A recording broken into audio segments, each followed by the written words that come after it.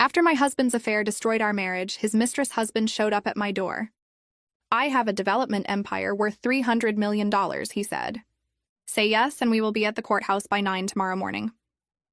It took me 4 seconds to answer him. "My name is Lily Carter, 29, a forensic accountant in Chicago with 6 years of experience, finding discrepancies other people missed. Precise, methodical, and until recently, completely fooled by my own husband. I had chosen the window seat at Alaris Bistro on purpose. Half hidden behind a pillar, my coffee gone cold an hour earlier, watching my husband James laugh with a woman across the table and tuck a strand of hair behind her ear the exact same way he'd once done to me. Back when I still believed every word he said. Her name was Diana Mercer, wife of Nathan Mercer, founder of one of the Midwest's most powerful real estate firms, a woman who entered a room without even trying. 2 months earlier, James had come home pale with worry about his failing consulting firm, sat at our kitchen table with his head in his hands, and asked me to sign what he called a financial protection agreement. "Standard practice," he said. "Just a lawyer friend and a formality. Just needing my signature to protect us both." I trusted him because he was my husband, and I had never once given myself a reason not to. What I had actually signed was a post-nuptial agreement waiving every claim to our shared savings. Our joint property and the house I had personally put $60,000 into, money I had saved for 4 years before we were even married. He filed for divorce that same afternoon. While I sat watching them from across the restaurant, a man I had never met sat down uninvited across from me. Tall, composed, a face that had learned long ago to reveal nothing. Nathan Mercer, Diana's soon-to-be ex-husband, slid a thick manila envelope onto the table. Inside was proof, a wire transfer of $340,000 from his company's operating accounts into a shell company called Axis Horizon Consulting, with James listed as the registered agent on page 7. They had been running this scheme together for 14 months, funneling over $600,000 in a single month alone, moved in smaller amounts specifically designed to avoid flags. Nathan explained he needed someone with forensic credentials and absolutely no ties to his company or to Diana to trace every fraudulent transaction cleanly enough to hold up in court. Someone with real legal standing inside the firm since Diana still held her name on 2 operating accounts he could not remove without board approval. And his current CFO happened to be her cousin.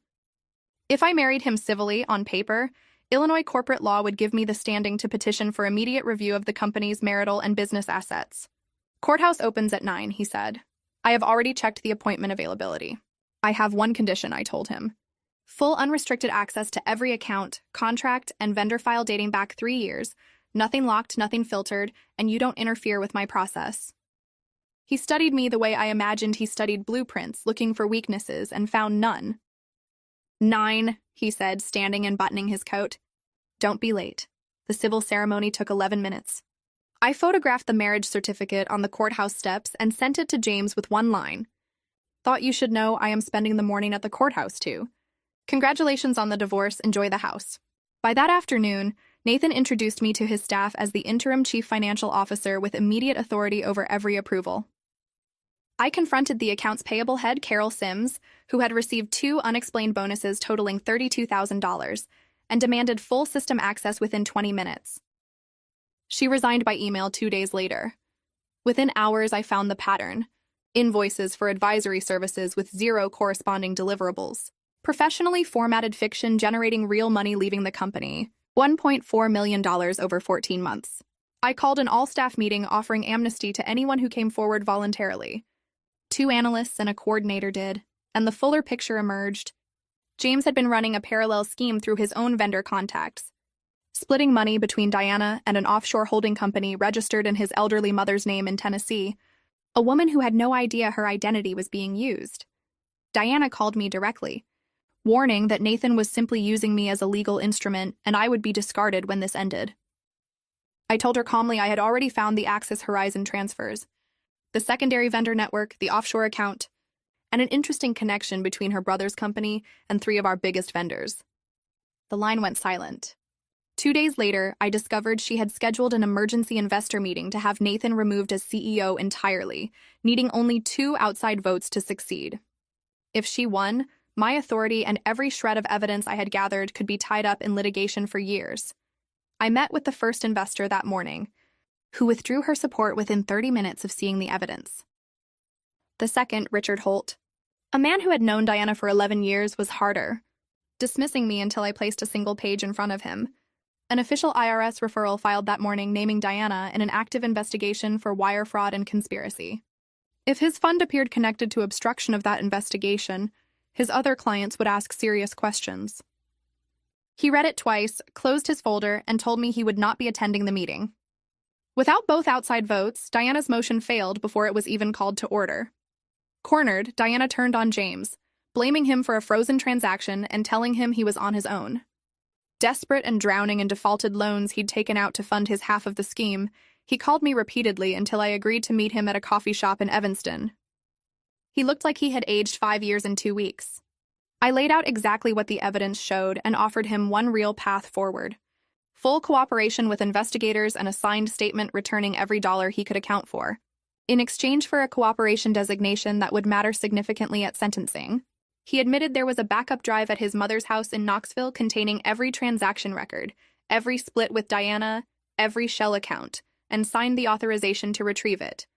"I'm sorry," he said quietly. I told him to be honest with the investigators and left. Diana's arrest played out on the local news by noon that Tuesday: wire fraud, conspiracy to launder money, tax evasion. James was taken in separately to deliver his full statement. Watching the coverage in Nathan's office, he poured 2 glasses of bourbon and said simply, "It is done." I told him I had already drafted the handover documents for a permanent CFO and intended to file for divorce that week, since the marriage had served its purpose and I did not intend any claim on the company. He stopped me cold. "Leave the files," he said. "You have been preparing your exit since this morning, and I have been watching you do it." He told me I was the most capable person he had ever worked with, that I had rebuilt the company's entire financial structure in 3 weeks while dismantling a 14-month fraud network and protecting 2 investors from their own worst instincts, and that the thought of me walking out that night and not coming back was the first thing in a long time that had genuinely worried him. I asked if he was saying he loved me. "I'm saying you are the only person in 11 years running this company who has never once tried to manage me or flatter me or protect me from the truth," he said. "I trust you completely, which is not something I say lightly. Make of that what you will." I made of it quite a lot. The divorce filing never got sent. 6 weeks later, the permanent CFO position became mine with full board approval, sealed with nothing more romantic than a signed appointment letter, which felt exactly right for us. Diana's trial ran 8 days and ended in conviction on every count. James received a reduced sentence for his full cooperation. His documentation so thorough that federal investigators called it the cleanest fraud case they'd ever seen, and his mother's name was cleared within 48 hours.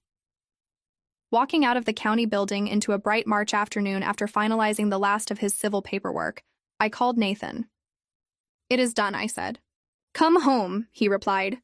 "The quarterly numbers are in, and I want you to look at them before the 5 o'clock call." It was possibly the least romantic thing anyone had ever said to me. And I laughed anyway, because somewhere along the way, a marriage that started as a contract had quietly become the truest one I had ever had. And that is the part no spreadsheet could have predicted. If this story moved you, let me know in the comments which moment hit you the hardest. And tell me where you are watching from tonight. This has been another story from the Revenge Tales. Subscribe and turn on notifications so you never miss what happens next. Thank you for staying with me until the very end.